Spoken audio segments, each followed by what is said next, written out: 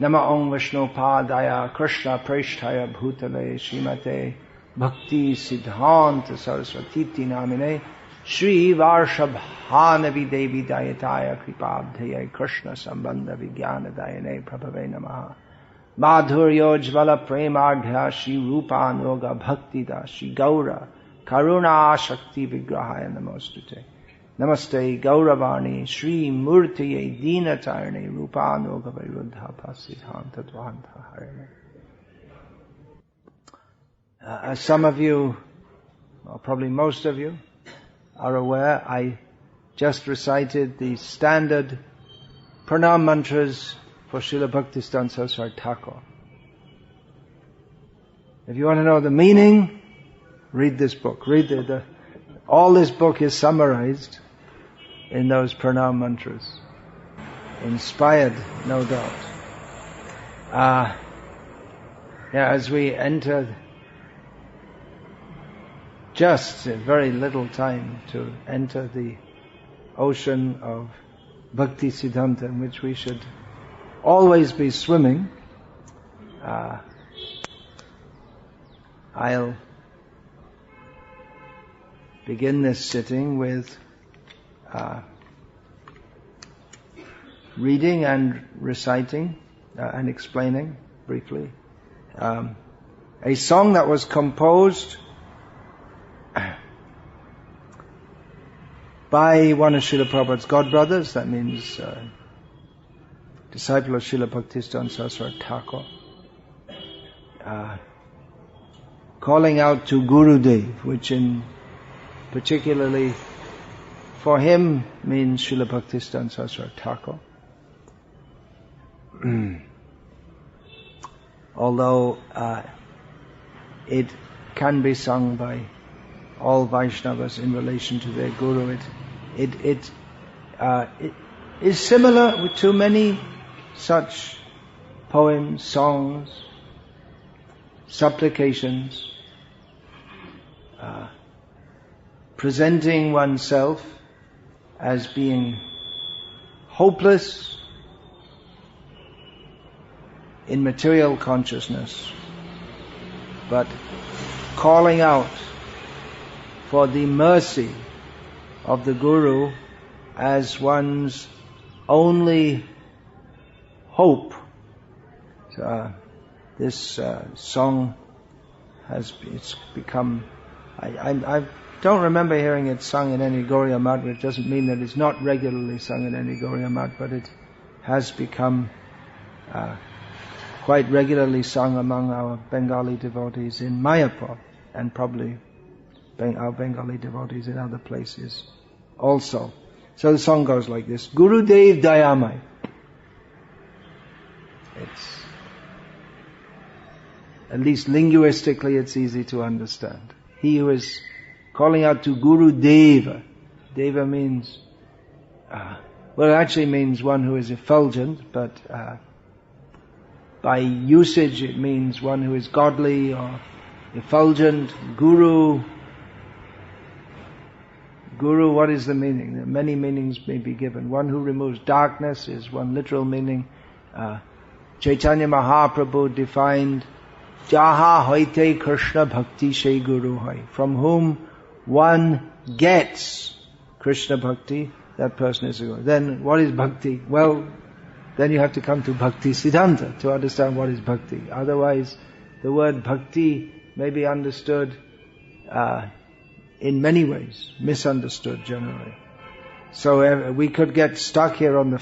One devotee told me he was doing a daily 2-hour session during Kartik to explain the Damodarashtaka.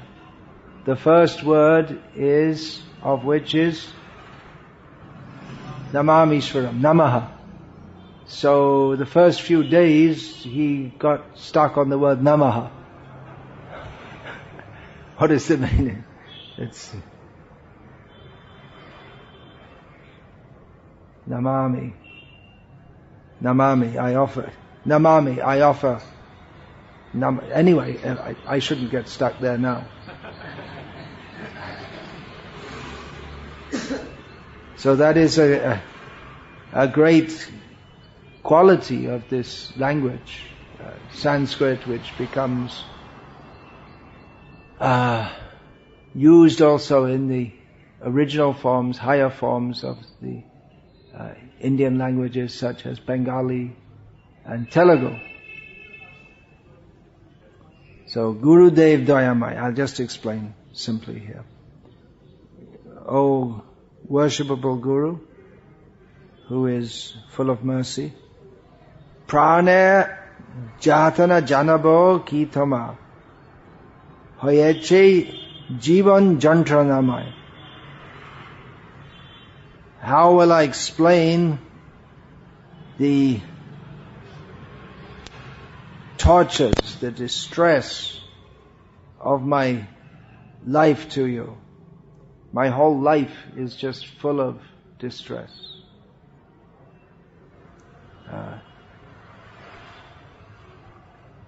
Jantrana is not exactly distress. It's more like pain being inflicted on you. Shri Krishna bhajite nahi chahe mati. And I think again you can, if you listen carefully, you can understand it very clearly. Shri Krishna bhajite nahi chahe mati. My mind does not desire to worship Krishna. Vishaye bhogete prabala ashakti.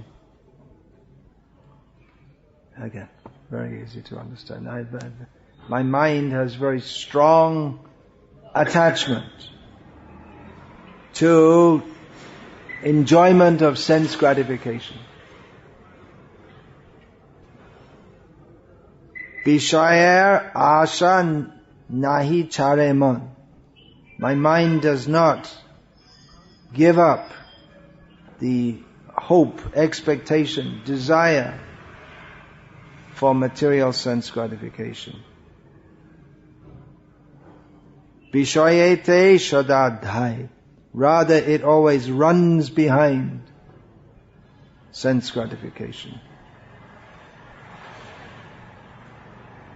This is standard Vaishnava poetry, but it's also a fact, isn't it? Unless the mind is trained in Krishna consciousness, it's the tendency is just to run after what is there, what is nice for me and to enjoy. Srila Prabhupada once quoted a Bengali song, must have been a popular song in his youth, that one line from it, that Chog jodi lage bhalo keno dekbo na. If my eyes like to see it, then why shouldn't I look? This is the situation. Most people don't even think, why shouldn't I look? They just look, nice to see. In a shop once, I saw there was some fragile glass. I can't remember what it was exactly, but there was a sign there, something like someone else. The sign was there, like someone else's wife. It's nice to look at, but don't touch. Something like that. But our proper understanding is you shouldn't even look. Not supposed even to look. Krishna dasya bhuli mayare bhajinu. Apan sharup khabu na chintinu. Forgetting my position as a servant of Krishna, I have worshipped Maya, illusion. And my actual position, I've never considered what is my actual position. Birupe sharup bhavi murhaman. Because my stupid mind always thinks that this form, which is not my real form, this material form that I'm presently engaged in, is my actual form. Mayate akashtahoy. And I'm in this way, I'm attracted to illusion. Dushta Sangha Fall Na Bhujine Hai. I didn't understand what is the effect of keeping bad association. Sadhu kache jate chitta nahi chai. I never desired to go and take association with sadhus. Ashate shange taki ashatata. I'm always in bad association, remaining in bad association. Chitta halo bajra pray, and my consciousness has become hard like a thunderbolt. Krishna Prem, it's described as being very soft-heartedness. But in materialistic consciousness we become very hard-hearted. Kanaka kamani labha puja asha. These common words. Kanaka kamani. I'd like to find it. Maybe if any of you come across that in your wanderings through Shastra, what is the Shastric source of this? Or who? Kanaka kamini. It's a common term in your Kannada Bhasha also. So all sadhus use this term, Kanaka kamini.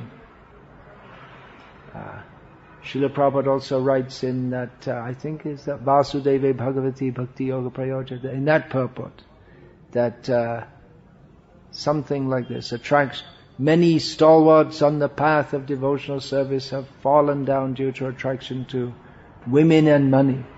And he also writes, it's not surprising if one becomes disturbed in contact with these because one has been in contact with them since time immemorial. So what is the provenience of this? What is it in Shastra in particular? Of course, in various ways, but exactly in those terms, Kanaka Kamini. Or maybe some Acharya, maybe Shankaracharya, I don't know. So I'm just asking. If anyone knows what is the origin of this term, I'd like to know. It's a commonly used term. Bhaktisiddhanta Saraswati Thakur also uses the term in his Dushtamon poem, which is being paraphrased here. Kanaka Kamani Pratishta Bhagini. Kanaka Kamani Labha Puja Asha. So Kanak means gold, literally wealth. Kamani means woman, particularly it's described in the Bhagavatam, 6th canto, there are 3 kinds of unchaste women. Kamani, Swairani and Pungschali. Exactly the definition, I don't remember. Swairani means she wanders independently by herself. Kamani means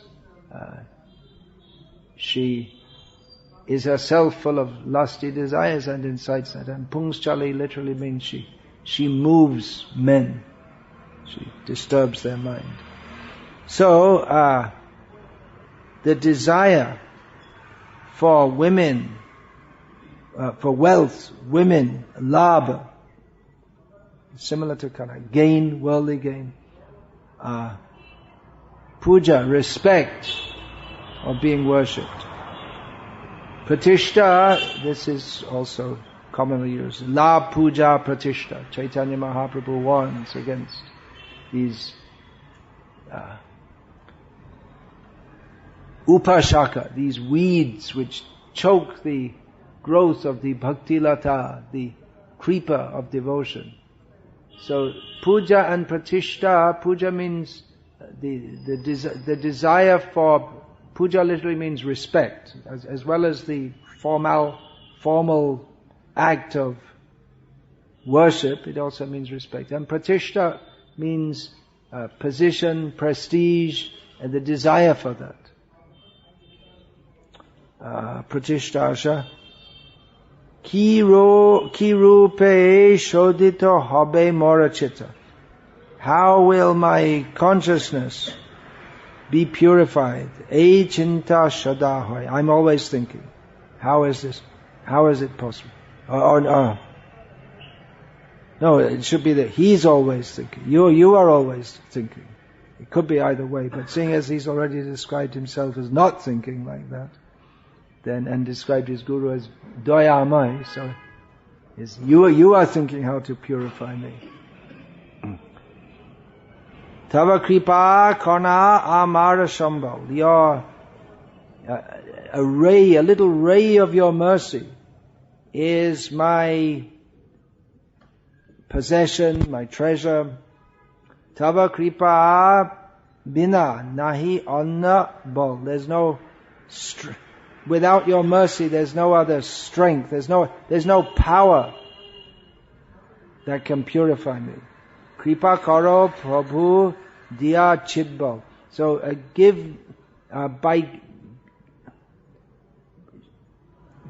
be merciful to me by giving me spiritual strength. One has to have spiritual strength. Achutta Bala, that's described in the 7th canto. From Krishna and Balaram, one gets spiritual strength. There's a very important purport there. Dash Toma Pranamai. This servant of yours bows down, offers respect. Sadhu Sange Thaki Choi Begadami. In the association of devotees, I can subdue the 6 bad urges. And Sri Krishna Charan Shevi Jeno Ami Heno Moti Jache Tava Dashadham. This most fallen servant of yours requests that my mind will be inclined to serve the lotus feet of Krishna. Bondi Tava Rangapai. I pray in this way at your lotus feet. Oh hey Gurudev, Tava Sri Charan, Shevi Jena Ami Janam Janam. Oh Gurudev, that I may serve your lotus feet birth after birth. E Ashibad Jachi Abhajan. Even though I'm unqualified, I seek, I request, I beg for this blessing of yours. Tava Pade Sthanochai. I desire a place at your lotus feet. This is by Srimad Bhakti Kumud Shanta Goswami Maharaj. Last time I spoke on the disappearance day of Bhaktisiddhanta Saraswati Thakur, I was narrating his pastimes, giving an overview up to the point where he accepted sannyas, and I thought I would continue in the next section.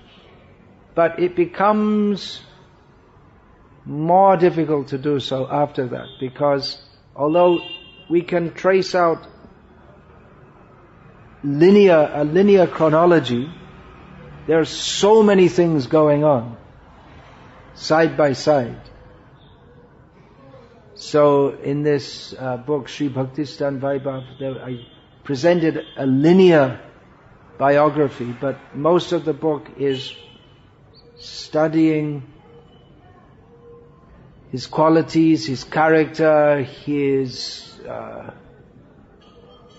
extraordinary everything about, well, not everything, but because it all goes on side by side. If we are to understand the mood and mission of Srila Prabhupada, we should have to study this Bhaktisiddhanta Vaibhav. That should be also required reading. We have so many things to read. We have to read all of Srila Prabhupada's books.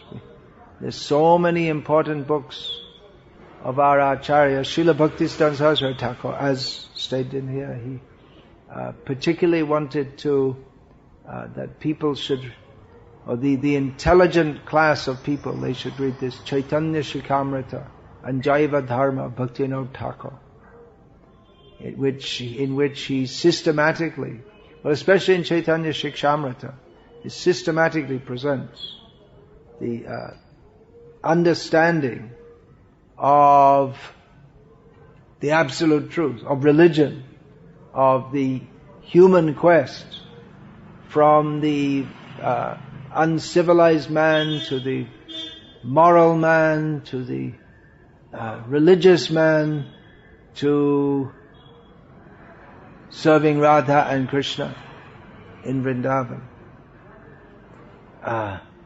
And Jaiva Dharma presents various, in a story form, presents various philosophies which were prominent at that time in the world. Bhaktisiddhanta Saraswati Thakur, his mission can be summarized as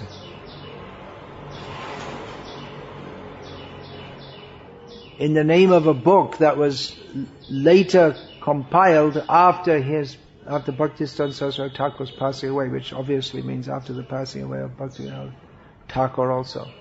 There was a book published, it was compiled by Sri Sundarananda Vidya Vinod on the order of Bhaktisiddhanta Saraswati Thakur, to take extracts from the writings of Bhaktivinoda Thakur and present that, to give Bhaktivinoda Thakur's shastric and spiritually inspired perspectives on various facets, various teachings. So that book was published with the name Bhaktivinoda Bani Vaibhav, Bhaktivinoda Bani Vaibhav. The Vaibhava, which is a difficult word to translate exactly in English. Glory, grandeur, majesty, something like that. So the greatness of Bhaktivinoda's Bani, but the greatness of Bhakti, or the Vaibhav of Bhaktivinoda stated in one song, among his many contributions, probably best remembered at this time, or most accessed at this time, are Bhaktivinoda Thakur's songs. And there are many, and a few of them are well known within ISKCON and within the Gauriya Math, many more. Within one of them he sings Saraswati Krishna Priya Krishna Bhakti Tar here Shai Vinodaya Vaibhav. So the Vaibhav of Vinoda, meaning Bhakti Vinod here, is Saraswati Krishna Priya. Saraswati, the goddess of knowledge. Our other names for Vidya and Vani, the goddess of knowledge, the goddess of music. Saraswati, she is very dear to Krishna, and she is the Vaibhava of Bhaktivinoda. So the followers of Bhaktisiddhanta Saraswati Thakur pointed out that this Saraswati also means Bhaktisiddhanta Saraswati. So we can take this as Saraswati the goddess or Bhaktisiddhanta Saraswati Thakur. Regarding Saraswati Puja. Saraswati Puja was just held just over 2 weeks ago, wasn't it? Vasant Panchami. It's a big day in India for students to get drunk. They have a religious excuse, they think, to get drunk. At least that's how I used to say, probably it's still the same thing, to harass people and extract money from them in the name of Saraswati Puja. Presumably at the time Bhakti, I hope it wasn't so badly degraded at that time. Probably not. And still some students even today, they actually perform Saraswati Puja in a proper way without harassing people for money and using the money to mostly to buy alcohol, it seems. There must be many students, those in traditional gurukuls, presumably at Benares Hindu University, they observe properly. But anyway, regarding Saraswati Puja, it's also today. Today is also Saraswati Puja. Regarding this,